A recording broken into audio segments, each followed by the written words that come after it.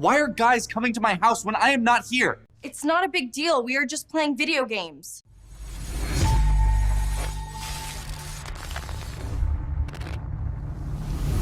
Wife cheated and got pregnant.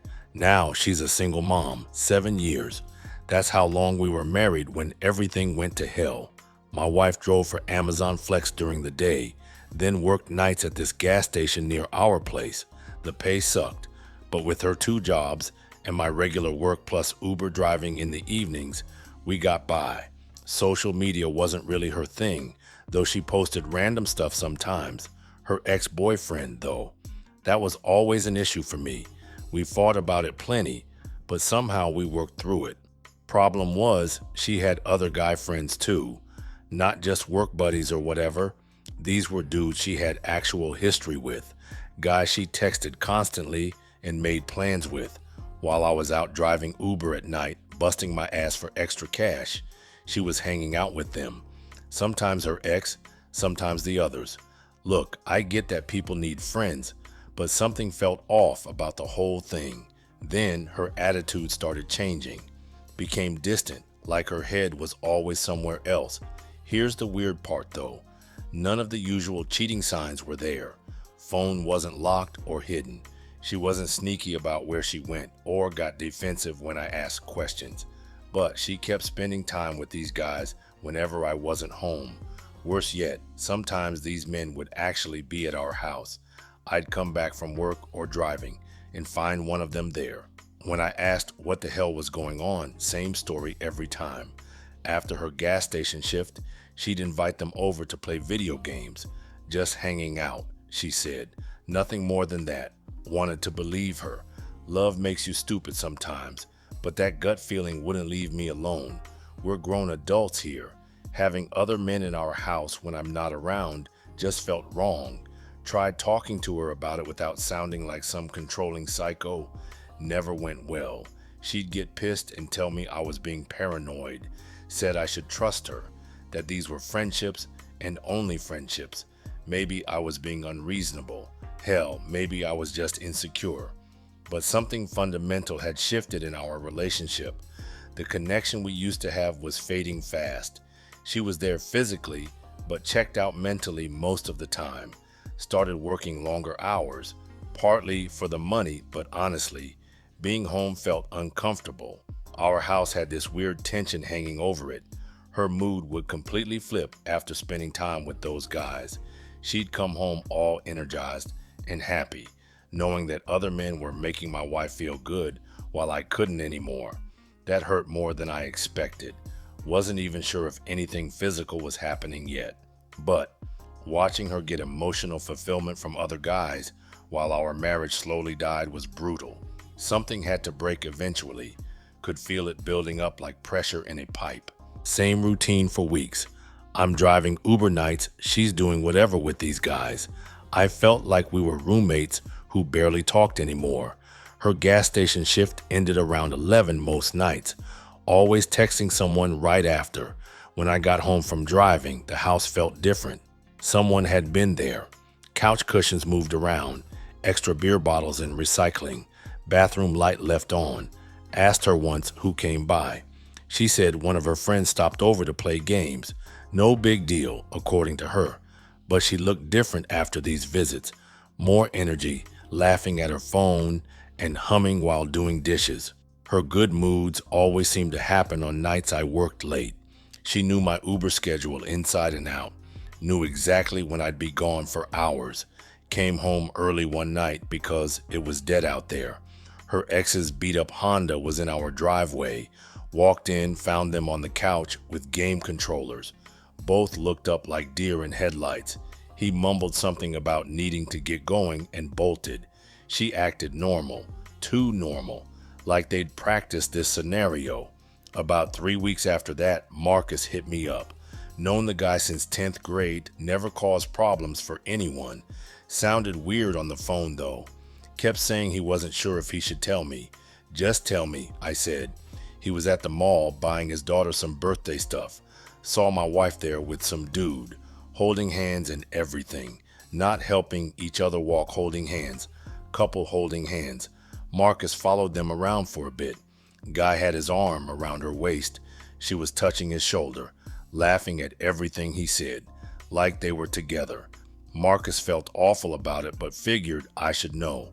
Took some pictures when they sat down to eat. Sent them while we were still on the phone. Those photos destroyed me. There was my wife looking happier than I'd seen her in months. With this guy I barely knew.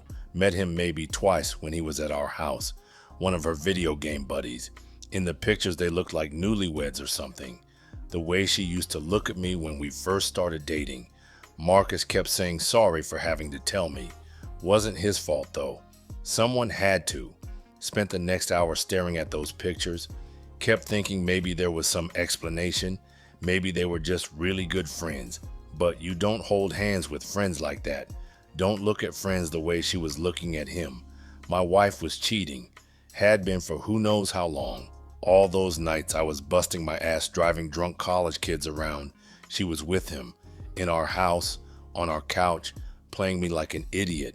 Made me sick. 7 years down the drain because she couldn't keep her legs closed. I didn't sleep much that night. Just kept looking at those photos on my phone. Called in sick to work the next morning. The first thing I did was look up divorce attorneys online. Found one with good reviews about 20 minutes from our house. Called and set up an appointment for that afternoon. Attorney was this older woman, probably dealt with cheating spouses 100 times before. Showed her the pictures Marcus took. She barely blinked. She flat out asked what I wanted to do. I told her I was ready to file for divorce. Filed the paperwork that same week. I haven't said anything to my wife yet. Wanted everything ready before she knew what hit her. Spent the next few nights planning my next move. I knew where her ex-boyfriend lived because I dropped her off there a couple of times in the early stages when we initially met. A little apartment complex on the south side. Still remember the address. I called Marcus and asked if he could help me with something. Didn't tell him exactly what. Just said I needed his truck for a few hours. He agreed without asking questions. Good friend. Waited until she left for her Amazon route. She usually started around 9 and wouldn't be back until late afternoon. Plenty of time. We went through the house and gathered up everything that belonged to her. Clothes, shoes, makeup, that stupid collection of ceramic cats she loved, and some of her video games, her laptop, charging cables, and some books. It took Marcus and me about 3 trips to load everything into his truck. Drove over to her ex's place and dumped it all on his front porch. I didn't ring the doorbell or leave a note. Just piled everything up and left. Marcus asked what was going on during the drive back. Told him she was cheating and I was done. He didn't seem surprised. Probably saw more than he told me about at the mall. 2 days later, a process server showed up at the gas station where she worked. Served her the divorce papers right there in front of her coworkers and customers. She called me screaming about an hour later. She wanted to know what the hell was wrong with me. Why was I throwing away our marriage over nothing? I hung up on her. Wasn't interested in hearing excuses or lies. She came by the house that evening. Found the locks changed. She kept banging on the door. The neighbor said something to her, and she finally left. I guess she was making too much noise. Her stuff was gone from the ex's porch by then. Figured she was staying there now. She could be with her boyfriend full time instead of sneaking around. I got a bunch of texts from her over the next few days, saying I was crazy, that I misunderstood everything, begging me to talk to her so she could explain. I blocked her number. I had nothing to say to her. About a week into this mess, she showed up at my work. Security had to escort her out because she wouldn't leave. She was crying and making a scene in the lobby. A few days after that, her sister called me. She said my wife was pregnant. Asked if I knew. Told her sister I didn't care. Not my problem anymore. The baby probably wasn't even mine anyway, considering how long she'd been fooling around. Her sister got mad and started yelling about me being heartless. Hung up on her too. It wasn't my job to take care of someone else's kid or deal with family drama. My wife made her choices. Now she could live with them. Some of my friends told me that she was telling people I was abusive. that I threw her out for no reason. Playing the victim, Marcus still had copies of those mall photos on his phone. He sent them to a few people who asked what really happened. Let the pictures speak for themselves. Shut down her sob story pretty quick. The divorce was finalized much faster than anticipated. No kids, no shared property worth fighting over. She didn't even show up to the final hearing. My attorney said that made things much easier. Signed the papers and walked out a free man. It took about 3 months total. Meanwhile, word got around about what really happened. Her abuse claims fell apart once people saw those photos. Hard to play victim when you're caught red-handed cheating. Some of her family still believed her story. Her mom called me a few times, leaving nasty voicemails. Deleted them without listening to the whole thing. Marcus showed the photos to his wife, who showed them to her friends. Within a couple weeks, everyone knew she was full of crap. I heard she's living with her ex-boyfriend now. Pregnancy was getting obvious by then. I saw her at Walmart once around month 5 or 6. Big belly, looking tired and stressed. She saw me too, but didn't say anything. Just grabbed her cart and went the other direction. Friends told me she quit the gas station job. Probably couldn't handle being on her feet all night while pregnant. Still doing Amazon deliveries though. She needed the money since she was going to be a single mother. Her boyfriend probably wasn't making much either. Whatever they had going on wasn't my problem anymore. Got my life back on track pretty quick. Kept the house, kept my jobs. I haven't started dating yet. I need to get my head together first. Ran into her sister at the bank about a year later. She mentioned my ex had a baby girl. Said the kid looked just like her ex-boyfriend. I wasn't surprised. Timing worked out perfectly for them. Sister also mentioned that they were no longer together. Living as roommates got old fast when a crying baby was involved. She moved out when the kid was about 3 months old. So she ended up exactly where her choices led her. Single mother, working delivery jobs, living in a cheap apartment, which she had to borrow money to get into. No husband, no support system. Just her and a baby that cost her everything. She chose to cheat instead of talking to me about whatever was wrong. She chose to bring these guys into our house behind my back. She chose to get pregnant with another man's kid. Every single decision was hers. I just reacted to what she did.